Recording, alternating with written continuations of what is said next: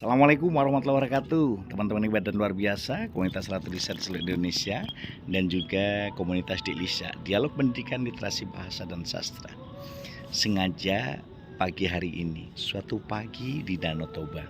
Sengaja pagi hari ini Pak Rohmadi mengajak kawan-kawanku yang hebat dan luar biasa untuk berbincang masalah pragmatik di Danau Toba. Mengapa? Mengapa Pak Rohmadi memberikan konteks Danau Toba? Tentu teman-teman bisa memiliki peranggapan yang bervariasi.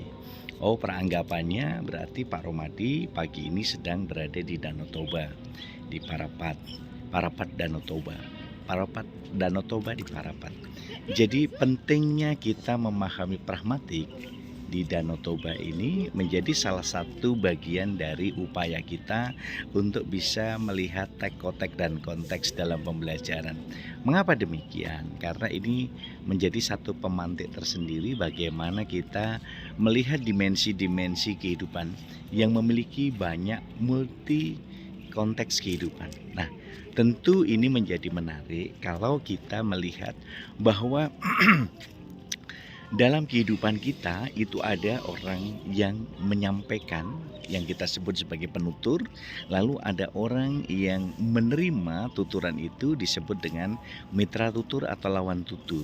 Nah, dalam bertutur, seorang penutur tentu ingin menyampaikan tujuan tuturannya.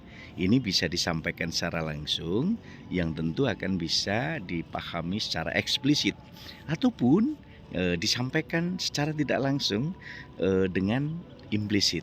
Nah, ini menjadi salah satu pemantik seorang penutur dengan lawan tutur ketika bertutur harus saling memahami. Nah, untuk memahami inilah harus memahami namanya konteks.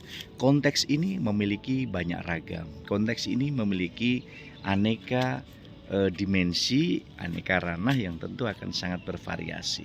Nah, varian-variannya tentu juga berbeda-beda. Di dalam konteks sosial tentu kita akan melihat bagaimana pemanfaatan dan penggunaan aneka konteks sosial ini bisa dilihat dan digunakan dalam masyarakat sosial, dalam penutur dan lawan tutur berkomunikasi dalam konteks masyarakat. Bisa konteks masyarakat sosial, konteks masyarakat pendidikan, konteks masyarakat yang beraneka ragam. Dan inilah tentu menjadi salah satu pemantik semangat kita untuk terus berliterasi dengan Ratu Lisa, rajin menulis dan baca. Mengapa demikian? Karena disitulah kita akan bisa memahami multi konteks kehidupan yang bisa dilihat dari diadik dan triadik. Tentu dalam konteks linguistik kalau struktural itu kita lihat dari bentuk dan fungsi diadik, tetapi dalam konteks fungsional linguistik fungsional kita akan melihat dari triadik, bentuk, fungsi, dan konteks. Nah, memahami konteks ini tentu akan bisa kita lihat dimensi-dimensi dalam tuturan, tentu akan lihat masalah strategi tutur, kemudian kesantunan, deeksis, dan implementasi pemanfaatannya dalam bertutur bersama-sama. Nah, teman-teman hebat dan luar biasa, tentu dalam belajar pragmatik kita harus pahami tek, kotek, dan konteks. Dalam belajar pragmatik kita pahami lawan tutur kita untuk melihat tujuan-tujuan tuturan yang tentu akan disampaikan. Namun demikian, dalam belajar pragmatik kita perlu memahami konteks dalam multi konteks kehidupan untuk bisa memanusiakan manusia. Ini pentingnya di sini.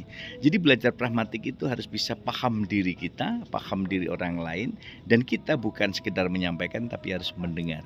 Memahami apa yang dituturkan, memahami apa yang menjadi tuturan, itulah letak di mana kita akan bisa memahami sebuah tuturan. Kita harus bisa banyak mendengar untuk bisa paham. Kita harus banyak memahami teks, kotek, dan konteks agar kita paham orang lain. Agar kita dihargai orang lain harus menghargai orang lain. Kalau kita ingin diberi, berilah orang lain. Maka terus Pak Rohmadi gaungkan, ayo terus bersilaturahmi, ayo terus berliterasi dengan Ratu Lisa, rajin menulis dan baca, ayo terus berbagi. Karena disitulah letak kita sebagai pembelajar pragmatik akan mampu ikut serta menyinari dunia seperti bintang, bulan, dan matahari yang selalu menyinari bumi baik tampak maupun tak tampak oleh manusia. Tetap semangat belajar bersama komunitas Arvus Ratu Lisa dan belajar komunikasi bersama komunitas Diklisa, Dialog Pendidikan Literasi Bahasa dan Sastra. Disitulah kita akan terus bersilaturahmi untuk bisa mewujudkan 5B. Bersilaturahmi, berkomunikasi, berkolaborasi, beraksi, dan berliterasi dengan Ratu Lisa bersama Muhammad Rahmadi Ratu Lisa. Sampai jumpa dalam waktu dan gelombang yang berbeda. Matur, thank you.